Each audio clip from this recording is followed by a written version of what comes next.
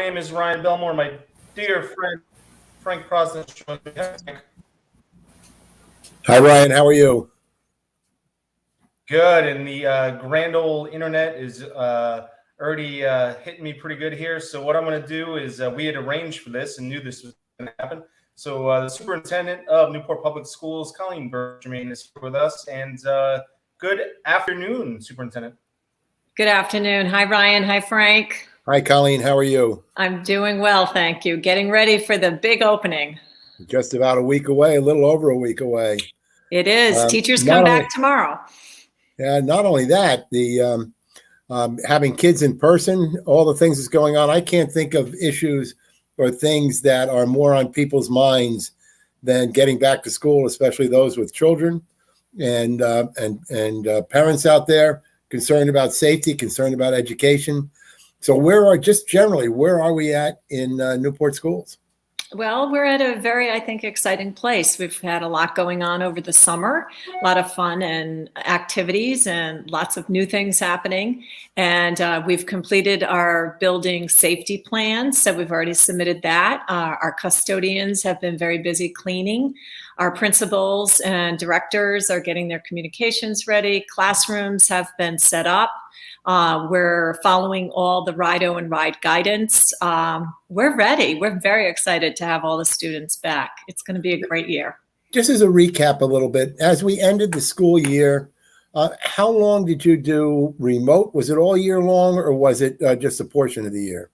We were in full person all year. We started with our little ones 5 days a week, PK through 4 every day, Monday through Friday. Then on our middle school and high school, for those that wanted in-person learning, we had a hybrid, which meant they came in 2 to 3 times a week in person. And then the other 2 to 3 times a week, they were virtual. For families that needed special arrangements, we were able to accommodate those. And we had some middle school and high school students in 5 days a week. And this year, is there any remote or is it 100% in person? We're all in person, but we are offering an alternative because we do know, and it's not Newport Public Schools, we have found a vendor that would, I believe it's Connections Academy, that will be able to help our families that, have some health issues, personal reasons. So we're accommodating those families if they're looking for an alternative. I think I saw somewhere where a parent was, and it wasn't in this part of the country, was concerned about sending their immunosuppressed child back to school. And in one of the states where they have, where they're refusing a mask mandate, they chose not to send the child back to school for health reasons. Mm-hmm. Well, in the state of Rhode Island, parents always have options. One can always homeschool their child. And as I shared, Newport felt for this year, if we could have some alternative for those families that may have health issues or concerns, we are offering that as well. And what they would do is they would contact Connections Academy. And then what happens is the district reviews the case. It's a case-by-case situation. What kind of requirements are there for parents who decide they want to homeschool, whether or not it's because of COVID or something else? But can anyone, even if they have no educational background, no degrees, and not even a high school diploma, can they do that? In the state of Rhode Island, that is allowed. What they have to do is they have to present a plan to the district, and the interpretation of that regulation is very big and broad. So it's very unusual if one does deny a family of homeschooling. But what we always do is we review their curriculum, what they're going to be presenting. We make it clear to them that the rules they do have to follow based on the regs. And we're available to them for resources. And they have filing report requirements that they have to do with the district. Is there any testing to make sure that the kids are keeping up with those kids who are in regular schools? We encourage all the students to participate in any of our state or national testing. It is not a requirement. Okay, that is a subject for much longer discussion. Multiple shows. I mean, Definitely. That is That's frightening to me that we would allow people who are who don't have the credentials to teach their children. It's a lifelong journey, and it's not starting sometimes on the right foot. Yet, and in other instances, there are people who are absolutely qualified to do that and do a great job. So I don't want to insult anybody who's homeschooling their children. Masking requirements, the state is requiring it, I believe. Newport is complying. That is correct. The governor, Daniel McKee, his mandate, all students and staff will be required to be fully masked when school starts. The Newport Public Schools will be visiting its own policy, which is being required of all school districts on September 14th. So we'll be finalizing our policy. What kinds of things, what kinds of changes will people see or students see, teachers as well, when they return to school, beginning with teachers tomorrow? Teachers will be coming in tomorrow. We will be having opening day for our teachers, and they'll be involved in professional development activities in the afternoon and on Thursday. Then they also have some flexibility if they wish to come in on Friday or Tuesday before school opens for any last minute final touches. So I think the changes you're going to see is that are big are on buses. There is no required distancing. All children must be fully masked. That's a federal regulation. And then at the schools, we're able to, I think, move around a little bit more. And as far as social distancing, we have a minimum of 3 feet, where last year it was 6 feet. We will keep our children in pods and continue to follow the RIDO and RIDE guidelines. The same thing as far as mitigation, wearing the mask, hand washing, social distancing whenever possible, and keeping those seating charts in the classroom and on the buses.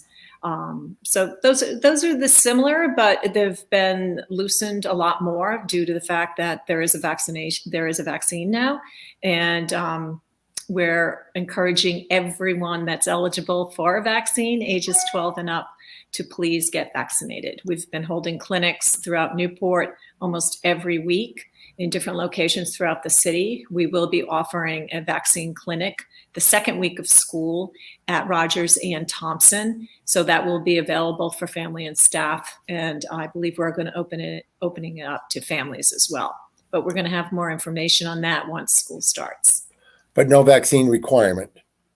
At this point in time, there is no vaccine requirement, except that in our policy that the Newport Public School, Newport School Committee will be reviewing. We are going to be strongly recommending that all staff that work for the Newport Public Schools be vaccinated by October 1st. If they're not, and they have to show proof of that, and if they're not vaccinated, then we will be asking for, as the policy is written now, that they will shall participate in weekly testing. So that is still in the draft form, but our goal is to help ensure that any and all employees working in the Newport Public Schools are vaccinated or taking the best preventative measures as possible in order to keep everyone safe. Just as an aside, when people think that they're invincible, this morning I was talking with a former Olympian. She was an Olympic rower a number of years ago, not that many years ago, still probably in her late 30s or so, in great physical health, and had COVID earlier this year. Vaccines she took afterwards, but had COVID. Her whole family had COVID. And she had a difficult time with it. So it's just, I don't care how healthy you think you are and how how immune you think you may be to this thing. You're not. I agree. At least from what we can see from all scientific evidence. So, my personal opinion is everybody ought to be vaccinated as quickly as possible. And that's the way we're gonna return to normal when we've got everybody back vaccinated and really try to eliminate this awful disease. One of the things, well, let me ask you about the kids from last year who were doing the hybrid thing. Do you think they lost anything educationally through that method? And if so, is there, how do you make up for that? So we believe firmly that in-person learning is the best way for all our children. I do believe, we're not going to know for sure until we really get into this school year and see where the students are at. We know some students did do well with it, and we do know that many did struggle. So to benchmark where our students are, I believe if you look at the Rhode Island survey, they believe possibly about a little bit over a year in reading ELA and a little more in math, about 2+ years in math. So we'll be benchmarking our students quickly to assess where they're at, and we'll take the data, which we did have testing, if you recall, in the late spring, which even with our distance learning students, we were required by RIDE to have those children come into the school to take the tests. So we'll have quite a bit of data to take a look at and assess where our students are at. But definitely there's a big difference between in-person learning and learning on a computer.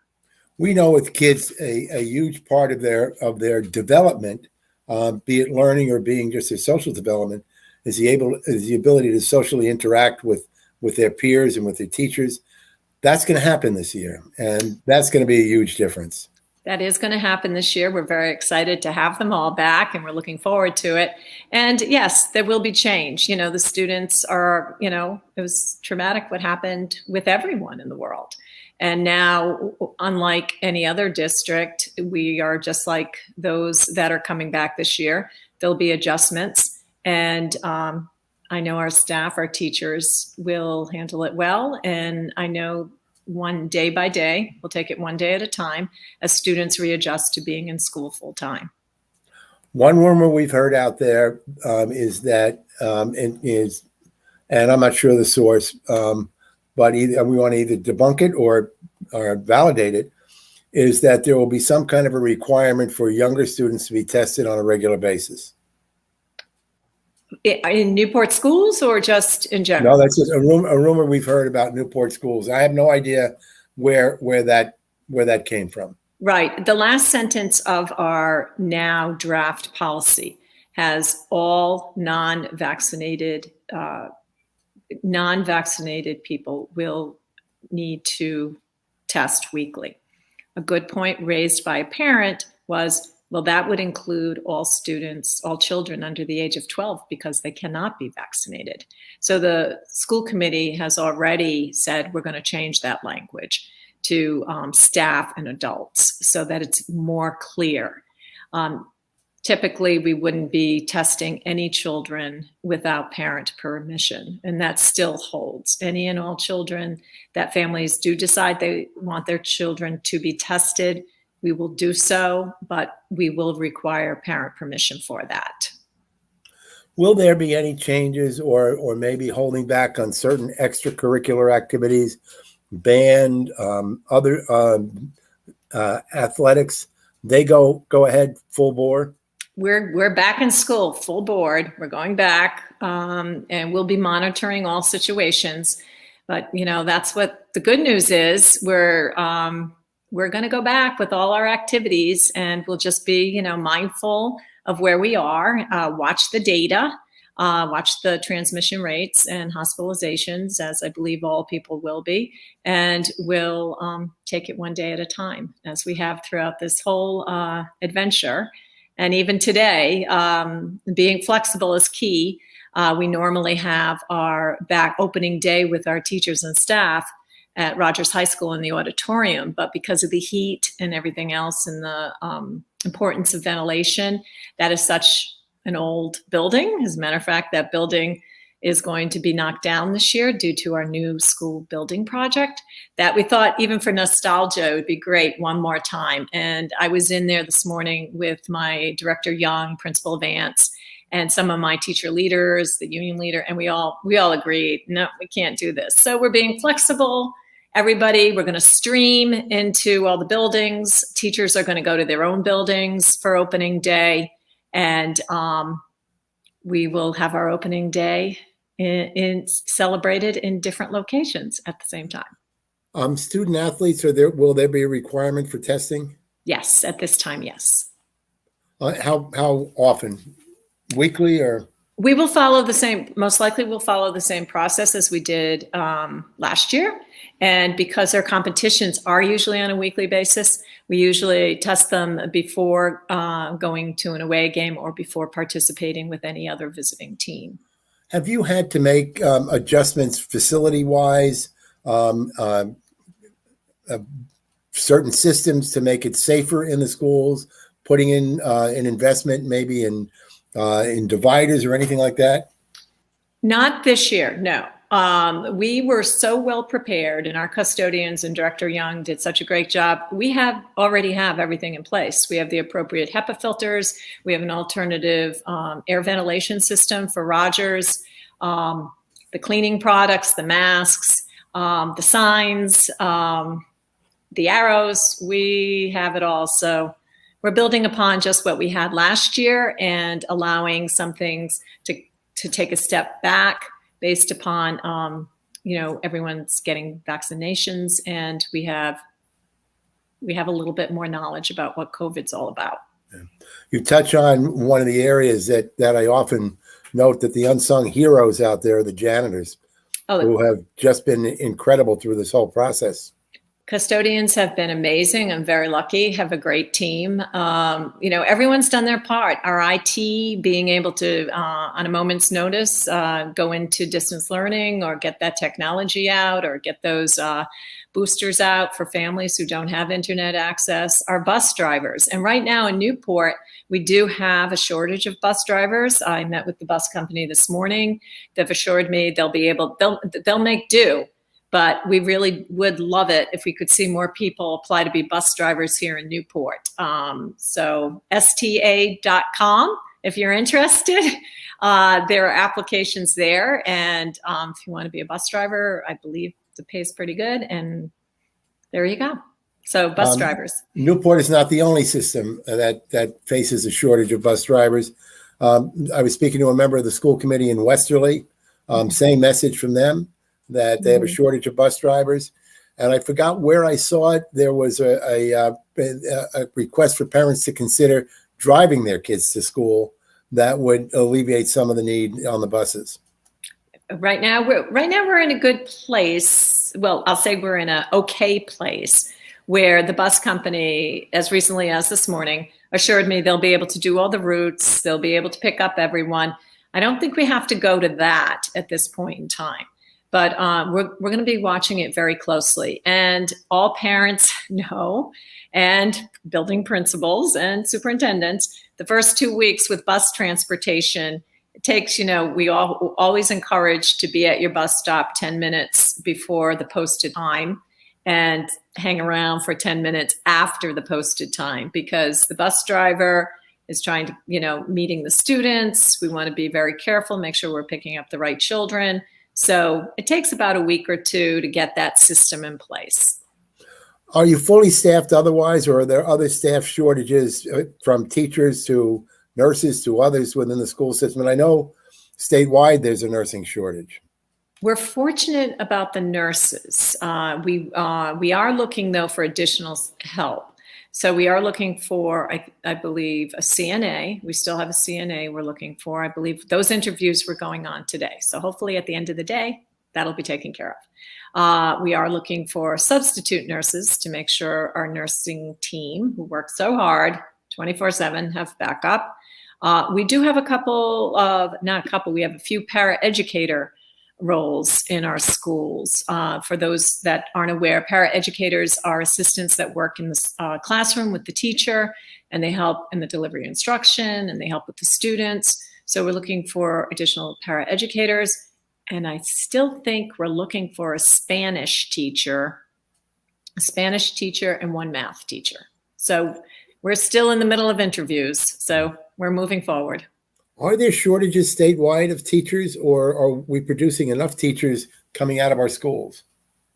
I believe there is a shortage, not only in Rhode Island, but nationwide, of teaching staff. And this is not a surprise. It was predicted quite a few years ago before COVID.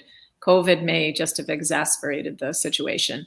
But yes, I don't know if we have as many people getting involved in education, which leads me to a great program.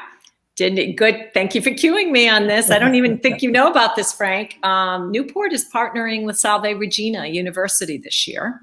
And we're actually creating a pipeline for our students that are interested in becoming teachers. They have a great educational teaching certificate program over there at Salve. And President Armstrong, Dr. Armstrong, we already had a preliminary meeting in August with some community members. I have to thank Chair Ray Gomes. It was his idea, along with Ida Neary, who is a former committee member. And we're starting a partnership, a very active partnership with Salve Regina University. And our goal is to have more Newport children learn about Salve Regina University, visit the campus more, create a partnership in classes, and also create that teaching future teachers for our district. And we're looking to put forward scholarships and for our children to be able to attend Salve.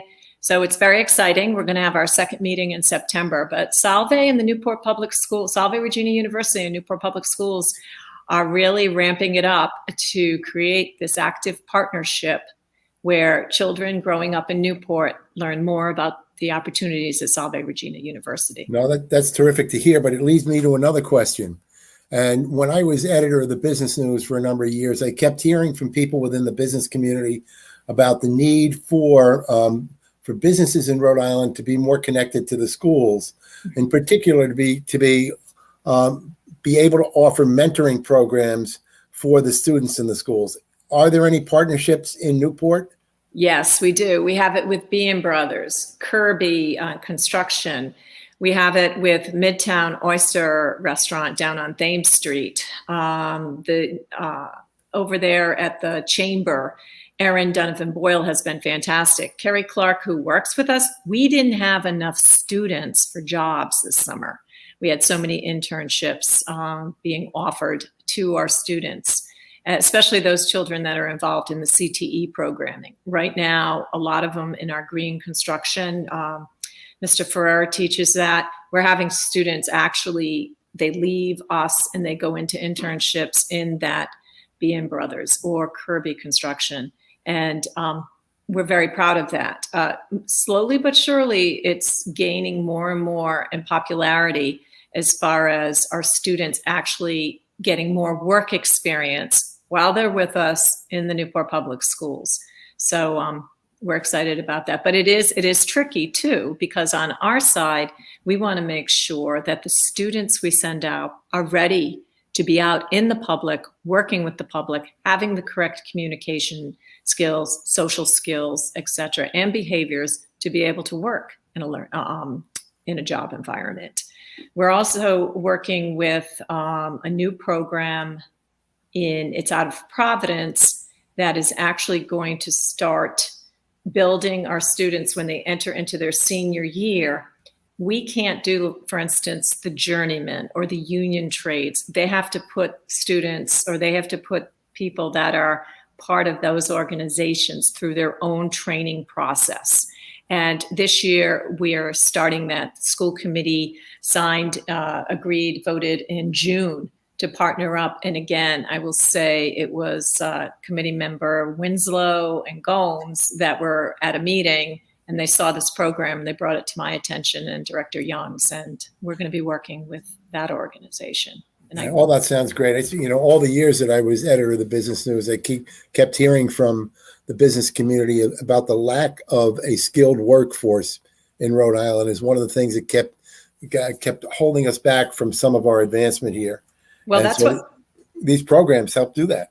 Yeah, and that's why we're so excited. I am putting in a plug for our new Rogers High School, the comprehensive high school that has the CTE programming and all the academics, the AP class, all in one building.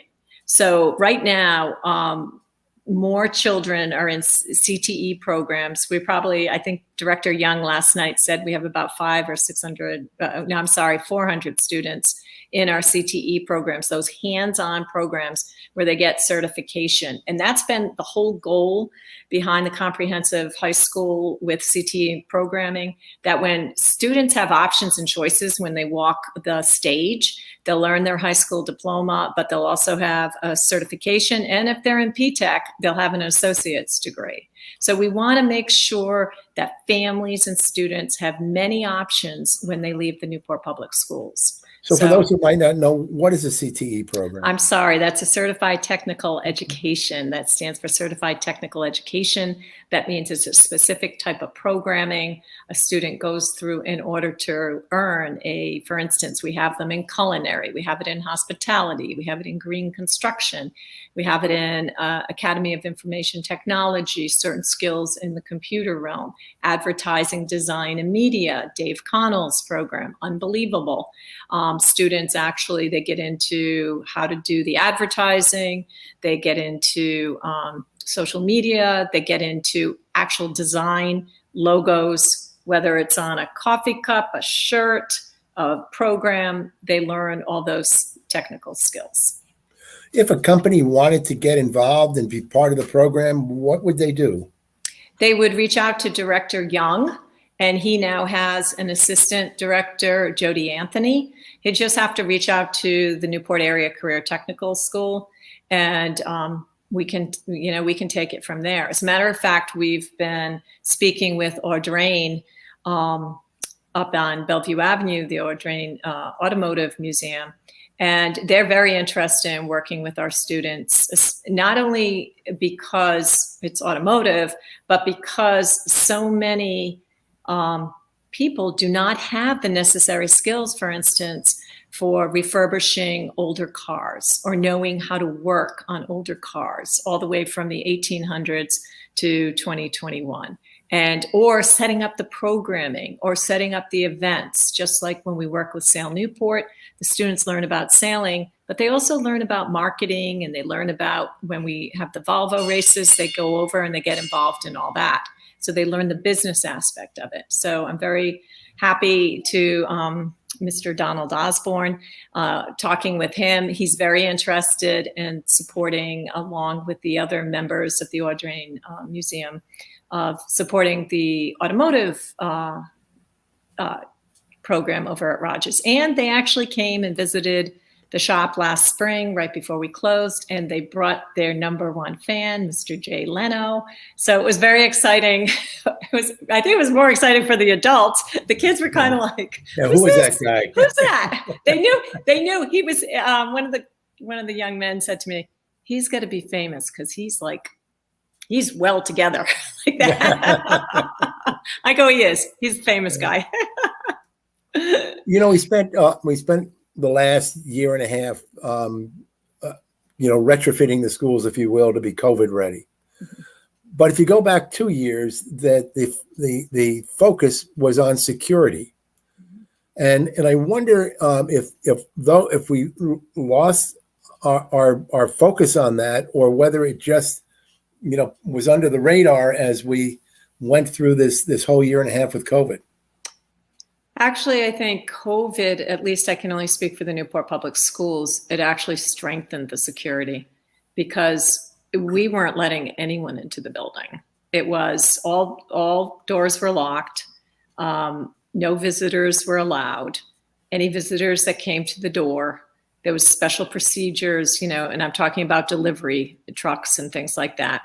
We revamped that whole system so that students, staff, no one would be in contact with those that did or must enter the building, whether it be for deliveries or whether it be for repairs. So for the Newport Public Schools, the COVID situation actually helped improve and increase our security protocols.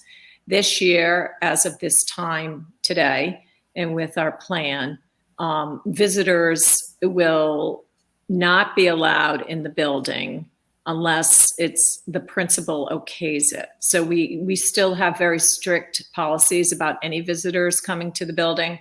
We also are requiring, as We've already said masks, everyone will be masked up.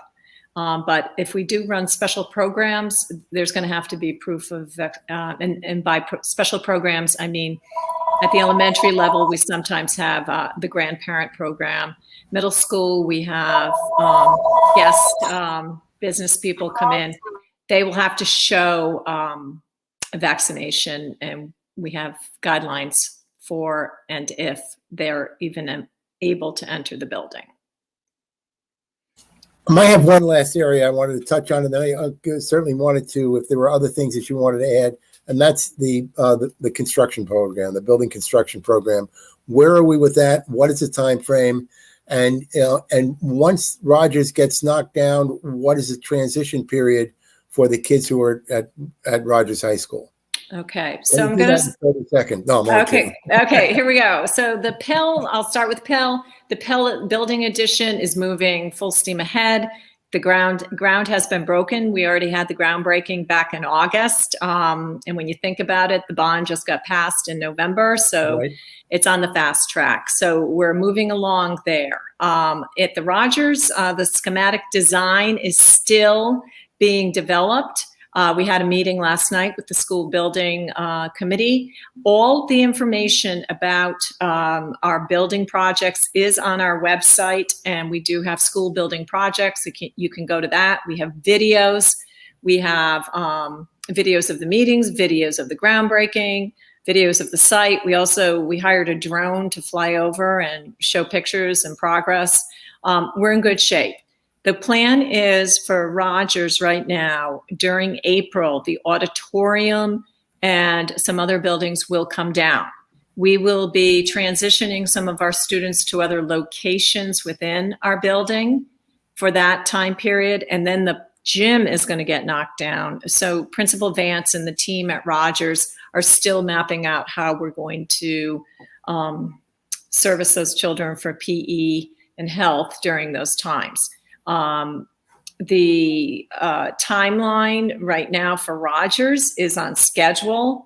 We do have a challenge with both projects. The first one, and the challenge has been the COVID escalation in pricing, materials, and the availability of materials, and the shortage of labor. So just on the Pell project alone, we've seen about a 23% increase in costs. Now, we are very fortunate. We have reached out to some funders, and I think the Pell project is going to be okay. Meaning it will be fully funded. We'll get everything we wanted for our students and children and the community. The Rogers project, much larger scale, and we have already been talking privately to funders and others to see if they can help us with that, because we have three items: the automotive program, the cosmetology program, and central office, my offices. Those three right now are not they're in the project as add-ons in the design, but we know we need to find additional funding in order to keep those. And we do have an order of priority. Keep automotive first, cosmetology, and then as far as central offices, we'll figure it out. With technology, my staff and I can move around. As you can see, the floors are being waxed today, so I'm broadcasting from my kitchen. So, we can manage with the technology for central office. Most important thing, the programs for the students. So that's what the schematic design is underway. It's supposed to be finished by the end of, pretty soon, I believe middle of September. It will go back out. It goes out to 3 different places. It goes to the architect for costing, it goes to the builder for costing, and then it goes to a third party neutral agency. And then they take the costs, then you have cost reconciliation, and only then will we be clear on how much this project is actually going to cost for Rogers High School. So we're holding our breath, but at the same time being very proactive, reaching out to community members and funders. I would presume you're expecting a similar increase in costs as you have for Pell. We are. We are. We're being proactive so it's been, like I said, it's been a very busy summer. We've seemed to accomplish being able to get everything we want at Pell, having the funding and everything else. Now the next one is Rogers. We're working on that. We're talking to different agencies. We're writing grants. And we will continue to do that because this building is very important to everyone, not only the students and family, but to the community. This is going to be a community building in which people will be able to learn new trades in after hours. That's part of the plan, so that we can have adult learning going on. It also is going to have state-of-the-art gym facility, a walking track on the second floor. We're going to have new fields, for our community, for walking. People walk the campus now as it is, around the neighborhood. But we want to make this, pride and joy of the city. And our families, students, and the city deserve it. And the Newport voters overwhelmingly supported the bond, 79%, almost 80% of those that voted. So we want to do this right, and we'll just keep knocking on doors. Perhaps Jay Leno can fund the automotive program. Oh, I wonder if he's listening. Just possible. And you have to, hats off to the voters in Newport. And so overwhelmingly supporting the bond. It was not a cheap bond issue.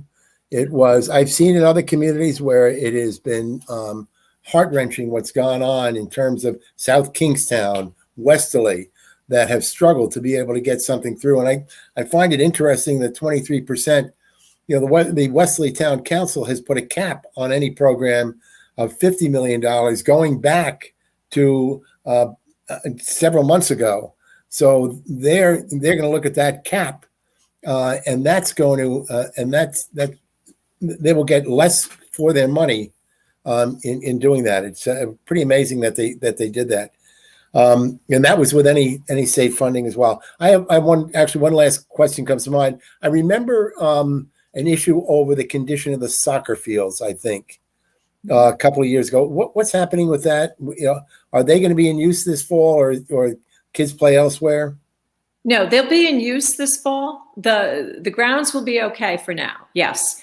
Are they stellar? Absolutely not. But that's one of the big goals with the new facility. We'll have state-of-the-art. We'll have new fields then. But for this season, they will be they'll be as is, and we'll work through it as best as possible. And speaking of sports, we have a new AD, Josie Shavs, which we're very happy and proud of. She's a Viking, a recent grad, I think about 4 or 5 years ago, and she'll be taking on a big role filling Jim Cawley's shoes. Jim's going to go back to the classroom full time over at Thompson. And Josie, she's the new generation, next generation coming into town and coming back. So we're very happy to have Josie Shavs as our new AD. Colleen, anything else you think is important that people should know? Yes, I think everyone should know we're all excited about returning to school. In-person learning, Newport is ready. We have a lot of exciting programs going on this year. We'll, with the ESSER funding, we're buying and transitioning from Chromebooks to laptops for our students, so they'll be able to do more in-depth research. We have new support staff in our buildings.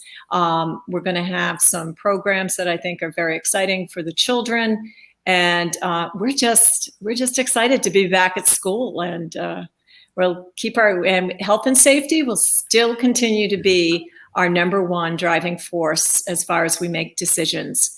And we'll keep everyone informed as best as possible. And I want to thank you, Frank, for giving me this opportunity to come on and talk to the community and to Ryan. Yeah. So thank you both. Hopefully we can do this on maybe a monthly basis, just catch up with what's going on in the schools. And I have to say thank you to you. I have the opportunity to deal with a number of superintendents of schools, and you are one of the bright lights. Mark Garso in Westerly is also terrific, and the two of you bring an enthusiasm and a real focus on the students, and that's what I guess gets me most interested. When you talked about automotive, cosmetology, and then the central offices. The focus was on the students, and that's most important. But Colleen, thank you very much this morning. You're welcome. This Take afternoon. care this Take afternoon. care. Have a good Thank one. you. Yep. You too. Bye-bye. Bye.